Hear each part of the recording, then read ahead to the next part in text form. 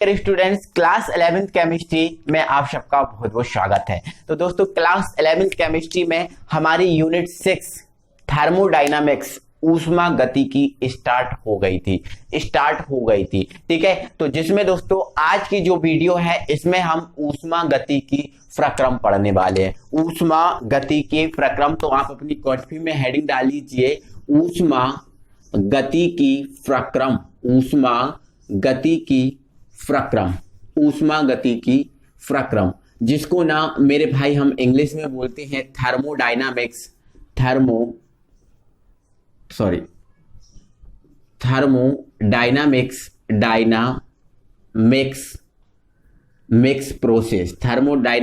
Process, इसको हम English में बोलते हैं। तो मेरे भाई हम ऊष्मा गतिकी प्रक्रम पढ़ने वाले हैं। आपको तो मेरे भाई ऊष्मा गतिकी का पता ही है। ऊष्मा गतिकी क्या होती है? ऊष्मा मतलब क्या होता है? आपका ताप। ऊष्मा मतलब क्या होता है? ताप। और यहां लिखा है ये गतिकी मतलब ऊष्मा का गति करना।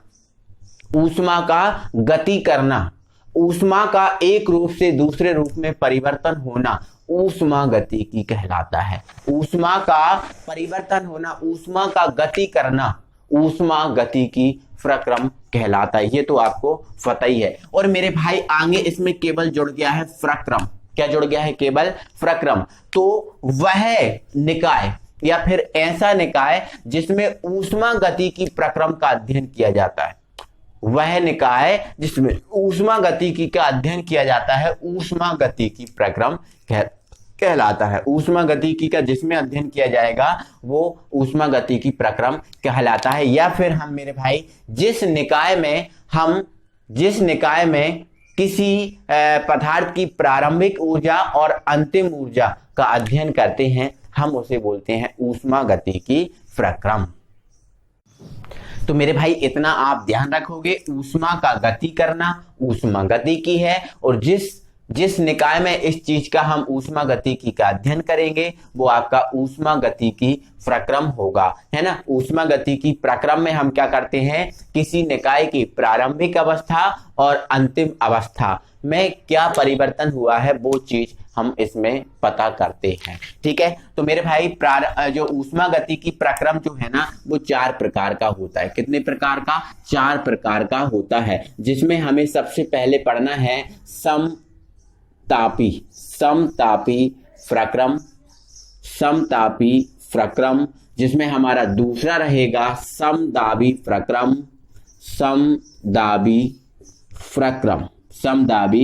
प्रक्रम। तीसरा जो हमारा रहेगा समआयतनी प्रक्रम। 5 प्रकार के पढ़ने मेरे भाई, 5 है ना। तो समआयतनी प्रक्रम। चौथा हमारा रहेगा रुद्धोष्म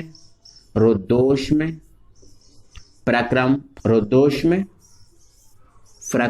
और जो इसमें 5वां है, इसका जो 5वां है वो रहेगा हमारा चक्रीय प्रक्रम। कौन सा प्रक्रम मेरे भाई? चक्रीय प्रक्रम। तो मेरे भाई ये जो आपका ऊष्मा गतिकी प्रक्रम है ये 5 प्रकार के होते हैं। इनको हमें 5 को हमें पढ़ना है बहुत अच्छे से। ठीक है, चलो देख लेते हैं मेरे भाई। तो दोस्तों हमारा जो पहला प्रक्रम है वो है समतापी प्रक्रम। वैसे तो दोस्तों ये नाम से ही समझ में आ रहा है, क्या बोला है? समतापी मतलब ताप समान। ऐसा प्रक्रम मेरे भाई, ऐसा प्रक्रम जिसमें जो ताप होता है ना वो समान होता है, ताप की वैल्यू कोई चेंज नहीं होती, उसे हम बोलते हैं समतापी प्रक्रम। कौन सा प्रक्रम? समतापी प्रक्रम। ठीक है, तो वह प्रक्रम जिसमें निकाय का ताप स्थिर रहता है। स्थिर रहता मतलब कोई चेंजेस इसमें नहीं होता, कोई परिवर्तन इसमें नहीं होता, उसे हम बोलते हैं समतापी प्रक्रम। कौन सा प्रक्रम? समतापी प्रक्रम से हम बोलते हैं। ठीक है, ये तभी संभव है, ये जो समतापी प्रक्रम है तभी हो सकता है, ताप की जो वैल्यू है वो समान तभी हो सकती है। कब? जब निकाय और परिवेश के मध्य ऊर्जा या जो ऊष्मा है आ भी सके और निकाय से ऊष्मा बाहर जा भी सके। आपको पता है ना मेरे भाई, ध्यान रखना, ये सभी संभव है जब निकाय और जो परिवेश होता है, आप जानते हो ना निकाय और परिवेश, है ना। जैसे जिस पात्र में कोई ऊष्मागतिकी जो है ना वो चल रही होती है, वो पात्र आपका निकाय और उसके जो बाहर का क्षेत्रफल क्या होता है, परिवेश। ठीक है, तो निकाय और परिवेश के मध्य ऊष्मा का आदान प्रदान इसमें हो सकता है, लेकिन जो ताप है वो समान रहेगा, ताप में कोई चेंजेस नहीं होगा। ताप समान रहेगा मतलब जो ताप में परिवर्तन है, सॉरी ताप आपका क्या होता है, टी। ताप का क्या होता है आपका, टी। और परिवर्तन, आज के बाद ध्यान रखना, अगर परिवर्तन है तो उसमें डेल लगा होगा, मतलब जो डेल है जो आपको दिख रहा है ये डेल त्रिभुज जैसा, ये परिवर्तन बताता है। क्या बताता है, परिवर्तन। मतलब डेल टी जो परिवर्तन है वो क्या होगा आपका, देखो ताप जब स्थिर है तो डेल टी में तो परिवर्तन होना ही नहीं है, जो प्रारंभिक में है वही अंत में होगा, तो उसमें कोई परिवर्तन होगा ही नहीं। मतलब del T is equal to क्या आएगा, 0 आएगा, क्योंकि इसमें परिवर्तन होता ही नहीं है। समझ गए, ठीक है। अब नेक्स्ट है हमारा समदाबी। तो ये भी हमें समझ में आ रहा है नाम से, दाब का मान क्या है, समान। दाब का मान किसका है, क्या है इसमें, समान। तो वह प्रक्रम जिसमें निकाय का दाब स्थिर रहता है, दाब की वैल्यू चेंज नहीं होती, दाब स्थिर रहता है, उसे हम बोलते हैं समदाबी प्रक्रम, समदाबी प्रक्रम। ठीक है ना। और इसमें जो निकाय का है जो आयतन है वो परिवर्तन हो भी सकता है, नहीं भी हो सकता, उसकी कोई इश्यू नहीं है। ठीक है, बस मैंने इसमें एक लाइन जोड़ दी कि इसमें जो आयतन है वो परिवर्तन हो भी सकता है। वैसे आपको पता है चार्ल्स नियम बॉयल नियम में हमने सीखा था, जब आयतन बढ़ता है तो आपका जो दाब है वो कम होता है, और जब दाब बढ़ता है तो आयतन कम होता है। ठीक है, तो यहाँ तो ना दाब बढ़ रहा है ना दाब घट रहा है, मतलब दाब इसमें स्थिर है, तो आयतन में यहाँ परिवर्तन हो भी सकता है, नहीं भी हो सकता, कोई प्रॉब्लम नहीं है। बट जो दाब है वो क्या रहेगा, स्थिर। मतलब दाब स्थिर, दाब को हम किससे व्यक्त करते हैं, पी, और परिवर्तन के लिए क्या, डेल। मतलब दाब में जो परिवर्तन है वो बिल्कुल नहीं होगा क्योंकि स्थिर है, अर्थात del P is equal to आपका क्या आने वाला है, del P is equal to आपका 0 आने वाला है। आई होप आपको समझ में आ गया होगा, कोई दिक्कत नहीं होगी। अब हम बढ़ते हैं मेरे भाई आगे।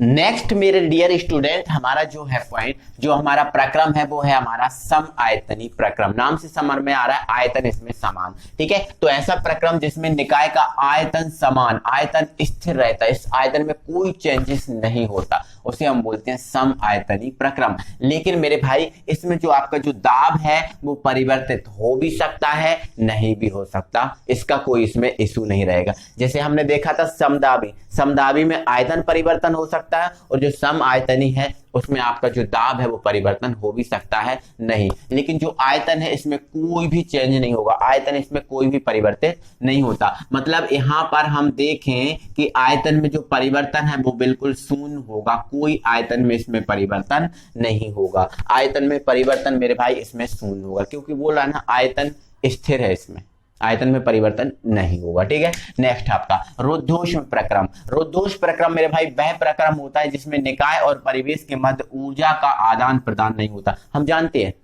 हमने देखा थर्मस, जो चाय रखने वाली, चाय ले जाने लाने वाली जो थर्मस होती है, उस थर्मस में ऊर्जा, जो थर्मस है वो एक निकाय है, और जो थर्मस से जो बाहर का एरिया है वो परिवेश है। तो क्या बताओ, थर्मस के अंदर से जो ऊर्जा है वो बाहर जाती है, नहीं। अगर बाहर जाती तो जो चाय थर्मस में गर्म रखी रहती वो गर्म की गर्म ना रखी रहती। क्या बाहर की ऊर्जा अंदर आती है, उसमें थर्मस के अंदर जाती है, नहीं। तो उसके अंदर जो ऊष्मा है, जो ऊर्जा है, उसका कोई भी आदान प्रदान नहीं होता, ना तो बाहर की ऊर्जा अंदर जाती है और ना अंदर की बाहर, ऊर्जा का कोई आदान प्रदान नहीं होता, उसे हम बोलते हैं रुद्धोष्म प्रक्रम। अब रुद्धोष्म प्रक्रम में हमने देखा है चाय गर्म की गर्म बनी रहती है, चाय गर्म की जो गर्म होती है तो गर्म की गर्म चाय बनी रहती है, ध्यान रखना। तो ऊष्मा में कोई परिवर्तन नहीं होता, ऊष्मा या फिर ऊर्जा, इसको ऊष्मा या फिर हम क्या बोले ऊर्जा, और ऊष्मा को हम क्यू से व्यक्त करते हैं, जो ऊष्मा होती है ना मेरे भाई क्यू से व्यक्त करते हैं। ऊष्मा और ऊर्जा लगभग एक ही है, इसमें ऊष्मा में कोई परिवर्तन नहीं होता क्योंकि आदान प्रदान उसका होता नहीं है। मतलब हम कहें डेल क्यू मतलब ऊष्मा में परिवर्तन, ये क्या है, ऊष्मा में परिवर्तन, ऊष्मा में परिवर्तन। डेल क्यू क्या है आपका, ऊष्मा में परिवर्तन जो बिल्कुल शून्य होता है, क्योंकि अंदर की ऊष्मा बाहर नहीं, बाहर की ऊष्मा अंदर नहीं, तो कोई ऊष्मा में परिवर्तन नहीं, मतलब del Q is equal to आपका क्या आएगा, 0 आएगा। समझ गए ना, ठीक है। नेक्स्ट, अब चक्रीय प्रक्रम, हमें नाम से ही समझ में आ रहा है चक्रीय प्रक्रम। चक्कर, चक्कर का मतलब क्या होता है, चक्कर का मतलब होता है कि आप चक्कर लगाओगे और फिर से उसी अवस्था में वापस आ जाओगे। आ गया ना, मैंने चक्कर लगाया उसी अवस्था में वापस आ गया, फिर से मैं चक्कर लगाऊंगा वापस आ गया। चक्रीय का मतलब जो मूल अवस्था में अपना लौट आए, जो मूल अवस्था में आप वापस आ जाए। आपको पता है जो जल होता है, जल ठोस अवस्था में परिवर्तित हो जाता है, ठोस से फिर गैस में परिवर्तित हो जाता है। मतलब जो आपका जल होता है, क्या होता है, जल, जल आपका किस में गया, ठोस में, किस में गया, ठोस में, और जो आपका ठोस है फिर से जल में आ जाता है। तो जो जल है अपनी मूल अवस्था में फिर से वापस आ जाता है ना। तो ध्यान रखना, ऐसा प्रक्रम जिसमें निकाय विभिन्न अवस्थाओं, ऐसा प्रक्रम क्या बोल रहा हूं, ऐसा प्रक्रम जिसमें निकाय विभिन्न अवस्थाओं, विभिन्न मतलब 2, 3, 4 अवस्थाओं में चला जाता है और विभिन्न अवस्थाओं से गुजरने के बाद अंततः अपनी मूल अवस्था में वापस आ जाता है, मूल अवस्था में वापस आ जाता है, उसे हम बोलते हैं मेरे भाई चक्रीय प्रक्रम। कौन सा प्रक्रम, चक्रीय प्रक्रम। और चक्रीय जो प्रक्रम होता है इसके भी आयतन में परिवर्तन नहीं होता, क्योंकि अपनी मूल अवस्था में आ गया ना, अपनी मूल अवस्था में आ गया, मतलब इसके आयतन में कोई परिवर्तन नहीं होता। और एक बात और याद रखना, जो चक्रीय प्रक्रम है इसकी एंथैल्पी, ध्यान रखना, एक सेकंड, एंथैल्पी, एंथैल्पी, एंथैल्पी जो होती है उसको मैं आगे पढ़ाऊंगा।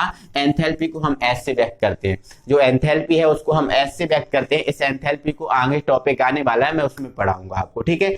तो एंथैल्पी मेरे भाई एक हिसाब की एक प्रकार की ऊर्जा होती है। क्या होती है, एंथैल्पी क्या होती है, ऊर्जा होती है। तो ध्यान रखना, जो चक्रीय प्रक्रम है अपनी मूल अवस्था में वापस आ जाता है, इस चक्रीय प्रक्रम के लिए जो एंथैल्पी परिवर्तन है वो बिल्कुल शून्य होता है, या फिर आप इसको हटा ही दो, है ना। ध्यान रखना, एंथैल्पी में परिवर्तन बिल्कुल शून्य होता है, कोई एंथैल्पी में इसमें परिवर्तन नहीं होता, किसमें, चक्रीय प्रक्रम में। समझ गए ना। तो मेरे भाई ये आपके जो 5 प्रक्रम हैं जो मैंने आपको समझाए, आई होप कि आपको समझ में आ गए होंगे, ठीक है। तो अगली वीडियो में अगली टॉपिक के साथ हम फिर से मिलने वाले हैं मेरे भाई, तब तक के लिए थैंक यू वेरी मच। और इसके बाद